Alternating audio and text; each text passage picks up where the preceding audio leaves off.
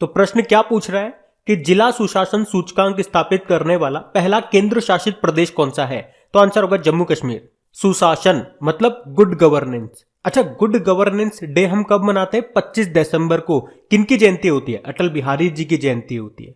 तो अब आप याद रखना कि वो पहला यूनियन टेरिटरी जो जिला सुशासन सूचकांक यानी कि गुड गवर्नेंस इंडेक्स को लॉन्च कर रहा है वो है जम्मू कश्मीर। और इसको ऐसा करने का उद्देश्य क्या है? प्रशासन के अंदर पारदर्शिता यानी कि ट्रांसपेरेंसी को बढ़ावा देना और जवाबदेहिता यानी कि अकाउंटेबिलिटी को बढ़ावा देना। अच्छा, आपको याद होगा अभी 25 दिसंबर को सुशासन सूचकांक 2021 जारी किया था हमारे गृह मंत्री अमित शाह ने। उसमें टॉप स्टेट रहा था गुजरात। और कुछ समय पहले चैंडलर गुड गवर्नेंस इंडेक्स आया था जिसमें भारत 49 नंबर पे था। अब यहां पे बात हुई है जम्मू कश्मीर की। तो जम्मू कश्मीर के देखो वर्तमान में लेफ्टिनेंट गवर्नर कौन है? मनोज सिन्हा है। अभी जम्मू कश्मीर ने पर्यटन को प्रमोट करने के लिए पहली बार अहरबल फेस्टिवल मनाया था। यहीं पे ही खीर भवानी मेला आयोजित किया गया था। बंगस आवाम मेला भी यहीं पे लगता है। और जम्मू कश्मीर सरकार ने ही एक ग्राम पंचायत एक डीजी पे सखी नाम से एक मिशन को लॉन्च किया था जिसका उद्देश्य है डिजिटल बैंकिंग को बढ़ावा देना।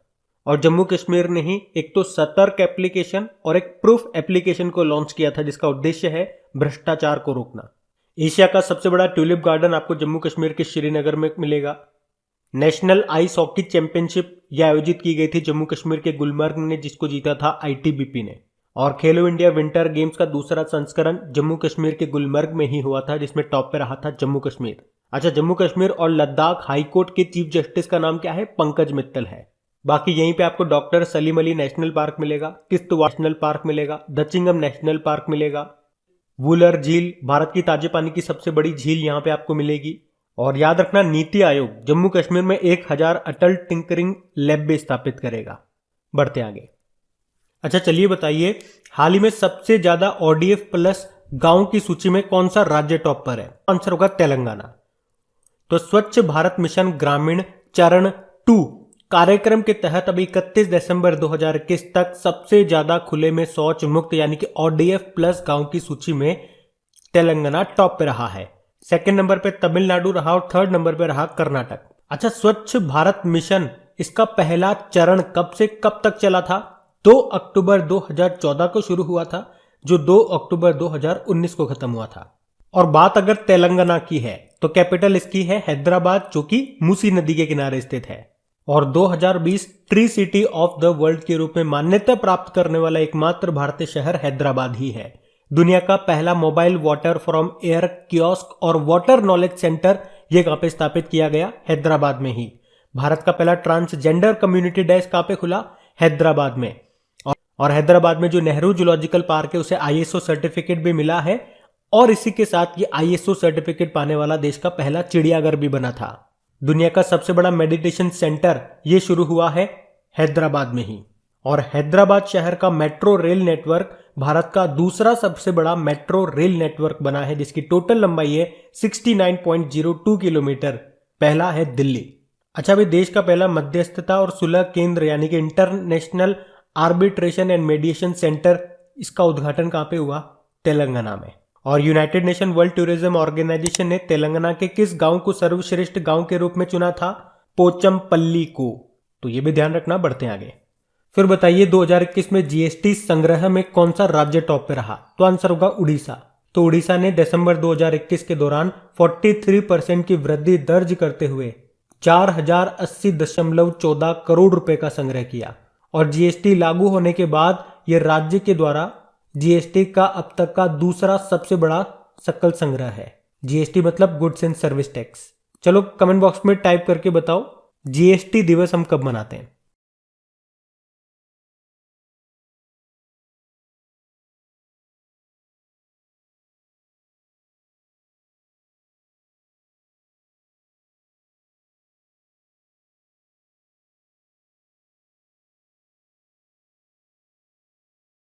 अच्छा बताइए हाल ही में फोर्ब्स की सर्वाधिक कमाई करने वाली महिला खिलाड़ियों की लिस्ट में कौन टॉप पर रही?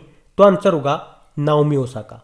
तो अभी हाल ही में फोर्ब्स की सर्वाधिक कमाई करने वाली महिला खिलाड़ियों की लिस्ट जारी की गई और इसमें 4 बार की ग्रैंड स्लैम चैंपियन जापान की नाओमी ओसाका टॉप पे रही है।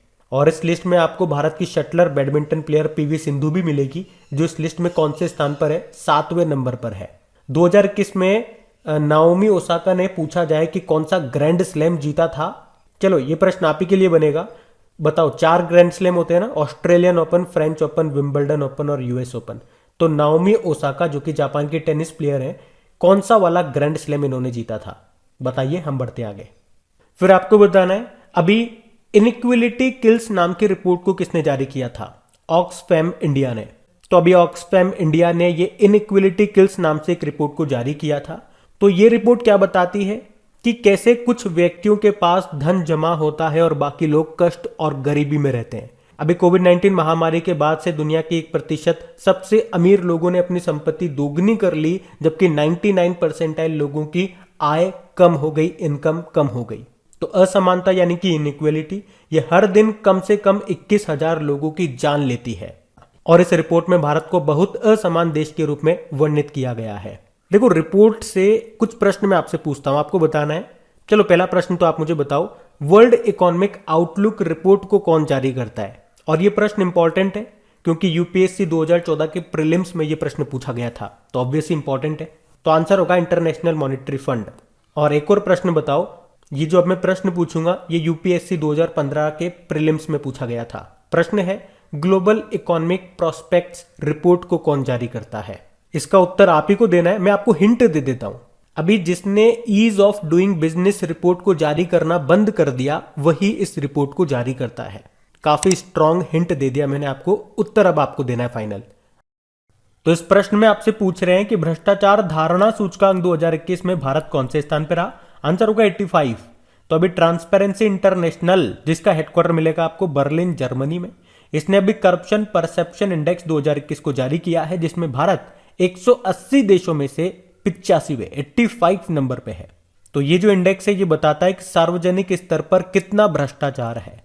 और इसमें टॉप पे कौन है, टॉप पे है डेनमार्क, सेकंड नंबर पे फिनलैंड, थर्ड नंबर पे न्यूजीलैंड। डेनमार्क टॉप पे होने का मतलब हो गया यहां पे सबसे कम भ्रष्टाचार है, और भारत 85 नंबर पे है। पिछली बार जो यानी कि 2020 में जो रैंकिंग आई थी उसमें भारत 86 नंबर पे था।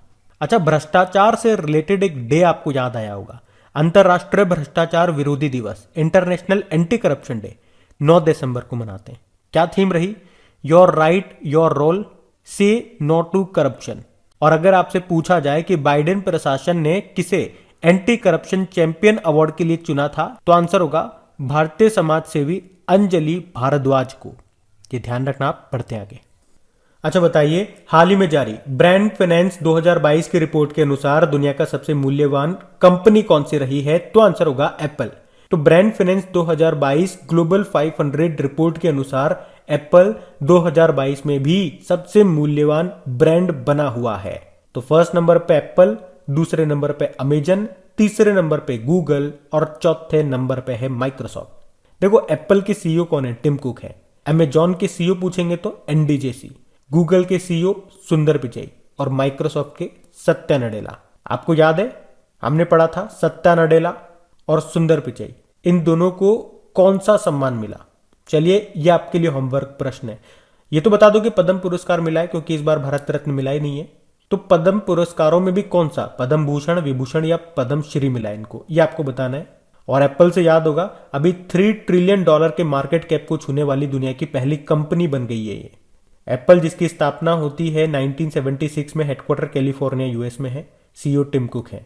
अच्छा, टॉप 100 में भारत की क्या कोई कंपनी है? हाँ, एकमात्र कंपनी है, टाटा, और ये दक्षिण एशिया में तो टॉप पर है। तो ये ध्यान रखना, बढ़ते आगे। अच्छा, आपको बताना है, अभी एक रिपोर्ट आई थी अंकटाड की, उसके अनुसार 2021 में भारत में एफडीआई प्रवाह कितने प्रतिशत तक घटा है, तो आंसर होगा 26%। तो अभी अंकटाड ने एक रिपोर्ट जारी की है, उस रिपोर्ट का नाम है इन्वेस्टमेंट ट्रेंड्स मॉनिटर रिपोर्ट, और उसके अनुसार भारत में जो एफडीआई है, फॉरेन डायरेक्ट इन्वेस्टमेंट, वो 2021 में 2020 की तुलना में 26% तक कम हुआ है। अंकटाड की फुल फॉर्म क्या होती है? United nation conference on trade and development, जिसका हेडक्वार्टर आपको मिलेगा जेनेवा स्विट्जरलैंड में। और हाँ, अंकटाड की अभी पहली महिला प्रमुख कौन बनी थी? रेबेका ग्रिन्सपेन बनी थी। ध्यान रखना, बढ़ते आगे।